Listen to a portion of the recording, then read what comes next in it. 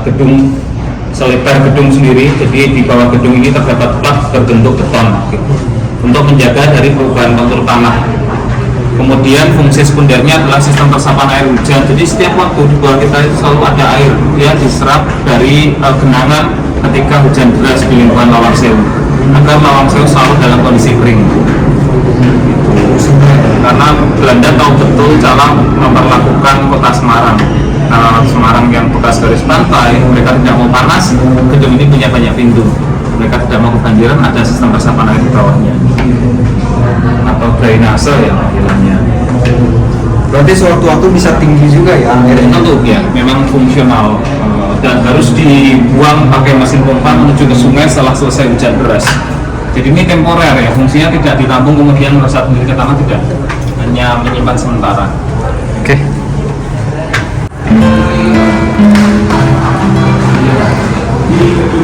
Lantai yang mengandung batuan marmer ini adalah marmer Temanggung, Jawa Timur asli Indonesia. Original. Berbeda dengan gedung lain dari Itali.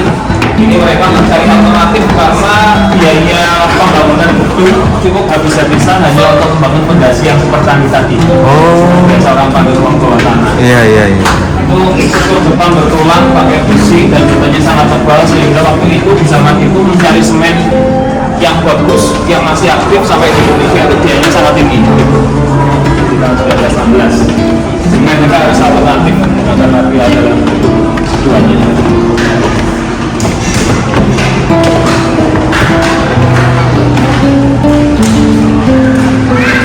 Ini ada yang connecting sampai ke ujung menyerupai keramik yang mungkin tidak banyak di gedung lain ya, tapi kalau sampai Ini ada berapa pintu? sekitar 9 ya. Sekitar 9 pintu. Ini ada foto Lawang Sewu malam ya. Lain kali ini bisa berkunjung malam siang. Keuntungannya berkunjung malam hari adalah tidak terlalu kepanasan ya. Kemudian lighting ini membuat Lawang Sewu lebih mudah difoto dibanding dengan siang hari yang dia melawan cahaya atau backlight. Jadi pada titik tertentu seperti kaca ini kalau tidak pakai flash eksternal yang besar percuma karena cahaya matahari tidak mungkin kita lawat pakai hanya kamera biasa gitu. Tapi kalau mau tidak, ini difoto saja sudah bagus tanpa editing bahkan. Iya. Memang disengaja karena mereka tahu pasar orang Indonesia lebih suka foto-foto saat ini. Jadi kita harus sesuaikan dengan kebutuhannya untuk fotografi. Satu spot lagi sebelah sini ya. Itu tadi si kaca mati yang kita lihat. Oh iya, itu ya. Ya malam tidak keluar. Salah satu spot yang cukup favorit bisa difoto untuk malam hari. Jadi dari sini bisa, siang ya. Dari sini bisa difoto ke arah sana. Nah ini sangat terang, aman. Oh iya benar. Bagus. Fotonya aman, bagus. Foto-foto sangat rekomendasi di area. Sampai mebolnya. Mana Mas Budi?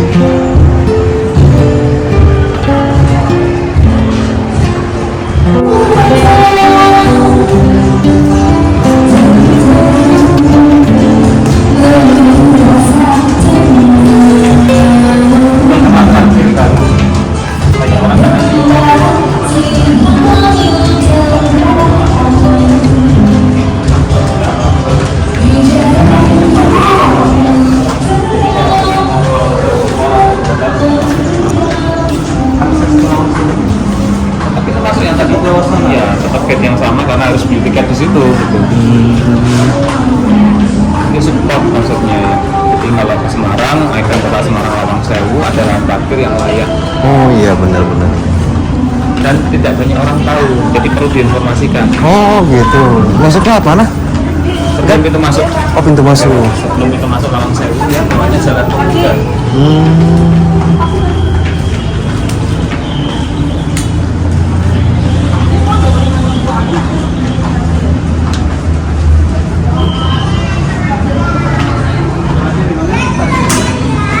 Sebelum pintu masuk Lawang Sewu lewatnya Jalan Pemuda. Masa tadi lewat mana? Kita lewat depan di samping toh, jalan yang Pandanaran. Jalan di Pandanaran. Berarti dari Johar ke sini sebelum kita masuk belok benar. CP Mall itu ya? Benar. Ini DP Mall. Sampingnya DP Mall itu kan. Sebelah DP. Enak loh mas ini parkirnya. Itu kalau Menjadi ikon. Hah? Ini dikasih tahu tadi sama masnya. juga bisa dibantu diinformasikan. Iya, benar-benar. Nah, jadi buat yang ingin berkunjung ke Lawang Sewu membawa kendaraan roda 2 dan juga roda 4, ini merupakan satu ikon terbaik di objek wisata Lawang Sewu ya, dengan lahan parkirnya yang bisa dikatakan ini luas sekali. Nah, sekali lagi kita tanya ke masnya untuk akses jalannya. Mas, kalau untuk akses jalannya sendiri ketika kita ingin parkir ke sini kemana? Dari arah Jalan Pemuda menuju ke arah Tugu Muda. Nanti sebelum pintu masuk persis di sebelah dari mall bernama Duta Pertiwi Mall ya, atau DP Mall. Nah, jadi itu lokasinya. Yang orang Semarang sudah pasti tahu. Kalau yang warga di luar Jawa Tengah nanti bisa di searching ya lokasinya. Oke, kita lanjut lagi. Ini merupakan salah satu explore, bukan hanya explore religi aja ya. Ini sejarah dan juga budaya, tapi lebih kepada sejarah yang ada di Semarang, Jawa Tengah. Kita mengungkap sejarah tentang berdirinya Lawang Sewu ini, dan alhamdulillah kita ditemani oleh tour guide dari Lawang Sewunya juga untuk bisa menjelaskan setiap bagian-bagian yang ada di Lawang Sewu ini. Kita masuk.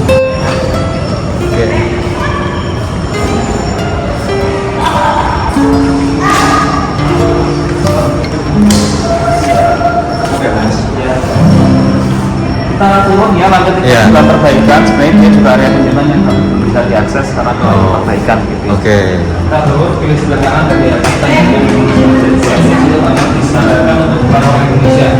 Jadi ada sebenarnya kami ada yang kita ada teori.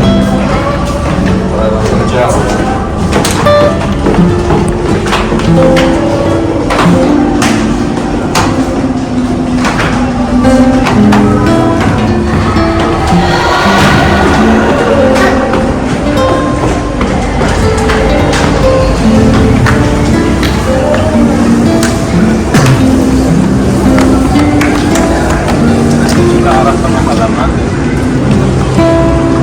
Tempat juga ya, contohnya ini kotak sirkulasi ruang bawah tanah, dan banyak kotak-kotak di samping fondasi. Oh iya. Kalau misalnya ada orang bertanya tentang kenapa ruang bawah tanah tidak kita kunjungi, Iya. bawah tanah ini dalam kondisi yang memang oksigennya terbatas, kita tidak mau resiko orang masuk kemudian sesak napas dan terjadi yang tidak kita inginkan. Betul. Yang pertama faktor oksigen, yang kedua kotak-kotak sirkulasi ini terbuka, kapan saja ular bisa masuk lewat situ. Untuk itu tidak safety untuk dikunjungi berkeluarga. Iya. Kalau kita bawa anak, resiko untuk ketemu ular kan cukup tinggi. Iya. Itu apa ini?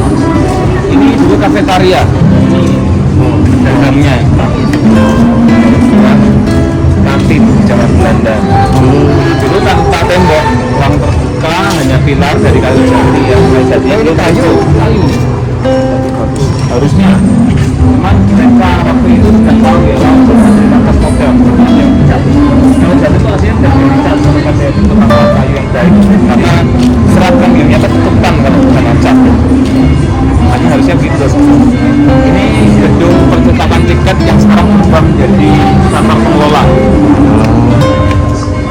Pengelola Lawang Sewu. Ini contoh dari batu bata Lawang Sewu. Ini adalah batu bata yang awal dilepas. This one is the material.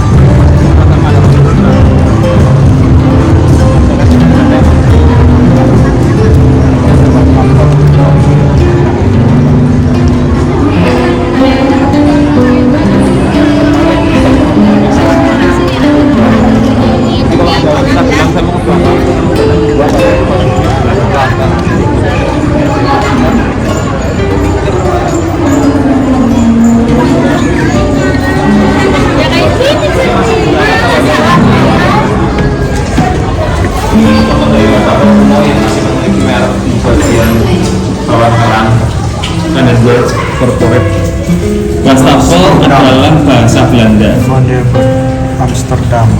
Waduh. Cap langsung dari Belanda.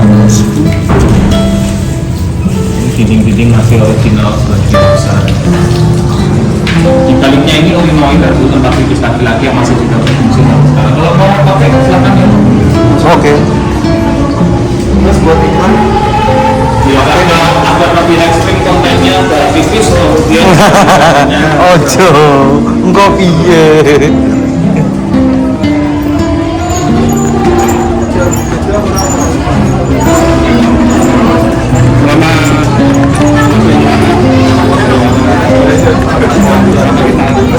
Area smoking ada sendiri, tapi kalau tidak setidaknya tidak di dalam gedung. Dalam gedung memang dilarang karena kan juga berbahaya seperti kita berkumpul atau permainan sama cara memperlakukan gedung umum seperti itu.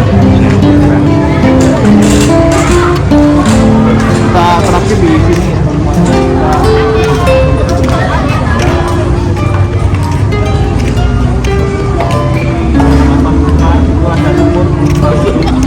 Dalamnya itu sumber mata air utama Gedung Lawang Sewu yang masih berfungsi sampai sekarang. Yang konon memiliki kedalaman lebih dari 100 meter supaya airnya tidak payau karena sekarang dekat dengan garis pantai dengan laut. 100 meter dalamnya. Ya, pur. Bisa difoto dari sini, ini salah satu spot yang juga menarik ya.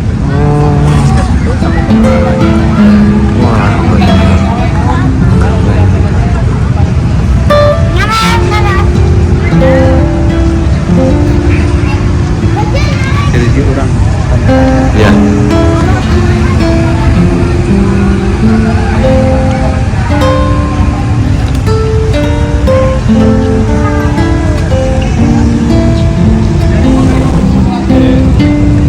Nah, buat sahabat Turobe Channel, alhamdulillah kali ini kita eksplor di Lawang Sewu di daerah Semarang, tepatnya di Jawa Tengah. Nah, alhamdulillah kita bersama masnya sebagai tour guide yang tadi udah nemenin kita ya untuk eksplor sekitaran Lawang Sewu. Nah, kita juga akan menanyakan dari sisi pengunjung ya, pengunjung di Lawang Sewu ini dari hari Senin sampai hari Minggu ini membludak ataukah seperti apa? Mas bisa dijelasin nggak Mas untuk pengunjung dari hari Senin sampai hari Minggunya sendiri Mas? Ini musim liburan sekolah sampai mungkin akan 1 minggu lagi Lawang Sewu itu akan lebih ramai dari hari-hari biasanya karena kan Lawang Sewu akan dari kota Semarang, tentunya banyak orang akan mampir kalau di Semarang gitu ya. Nah, untuk spot wisata sendiri selain Lawang Sewu nih, kalau di Semarang kemana aja nih Mas? Alternatif lain selain Lawang Sewu itu mungkin bisa ke Kota Lama Semarang, Lenteng Sampokong, Citagung Jawa Tengah, Vihara Buddha Gaya, atau ke daerah Kabupaten Semarang, lereng Gunung Ungaran misalnya. Jadi sekarang udah mulai aktif ya untuk pengunjung. Oh iya, sudah lama sih kalau kunjungannya. Cuman kan musiman ketika ramai atau biasa gitu. Pasca Covid ya. Ya, benar pasca Covid. Nah Mas, ini di luar Lawang Sewu nih, saya penasaran mau nanyain tentang Tugu Muda. Itu seperti apa Tugu Muda? Tugu Muda itu dibangun setelah terjadinya pertemuan 5 di Semarang, ya 14 Oktober 45 tepatnya. Waktu setelah perang, kemudian kita memperingati hari di mana perang besar terjadi di kota Semarang antara Indonesia dengan pihak Jepang setelah kemerdekaan ya 14 Oktober 45 itu. Jadi monumen ini masih satu kesatuan ya, Masih berkaitan. berkaitan. Berkaitan. Mandala Bakti. Museum Mandala Bakti dengan Lawang Sewu sama-sama dibangun oleh Belanda dengan fungsi yang berbeda, itu bekas pengadilan negeri Belanda, Lawang Sewu tanpa pusat kereta api. Monumen ini untuk memperingati perang besar setelah Jepang bahkan. Sudah bukan eranya Belanda lagi. Berarti ini dipakai dua negara dari zaman Belanda dulu. Terus Belanda pernah, Jepang pernah, Indonesia setelah itu. kalau untuk Jepang dia dipakai apa? Apanya? Gedung ini. Ada arsip tertulis dengan jelas tentang Lawang Sewu ini di tangan Jepang adalah kantor transportasi bernama Ryoku Sogyoku. Itu cikal bakal dari Kementerian Perhubungan Indonesia. Tapi tidak semua orang bisa mengakses arsip seperti itu. Itu pentingnya orang kalau masuk Lawang Sewu menggunakan tour guide karena informasi tidak semuanya bisa mudah diterima, mudah bisa dicari gitu ya. Nah, berarti manfaatnya seperti itu ya, sahabat Turobe Channel. Jadi ketika kita memasuki suatu cagar budaya yang Ya. benar-benar dijaga, nah kita harus adab ya bahasanya. Ya harus ada targetnya. Ada targetnya juga. Lebih tahu nih. Kalau tentang kalau butuh story-nya. informasi lebih gitu ya, Informasi lebih. karena memang juga tidak wajib hal seperti itu. Tapi setidaknya ya kalau kita pakai target itu kita tahu sejarahnya ya, sejarah Dan terarah. dan terarah juga. Apa efektif, efisien ya, karena pakai rute juga dan lain-lain. Oke, buat sahabat Turube Channel, mungkin segini aja dulu Expo Wisata Religi terkait histori atau sejarah dari Lawang Sewu yang berada di Kota Semarang, Jawa Tengah. Bila mana ada kekurangan, ada kesalahan dari tutur kata yang saya sampaikan, saya mohon untuk dibukakan pintu maaf yang seluas-luasnya, karena saya manusia biasa yang terluput dari yang namanya kesalahan. Dan semoga video ini bermanfaat buat sahabat-sahabat semua. Thanks for watching and see you next video. Wassalamualaikum warahmatullahi wabarakatuh. Turube Channel menjaga alam, melestarikan sejarah dan budaya.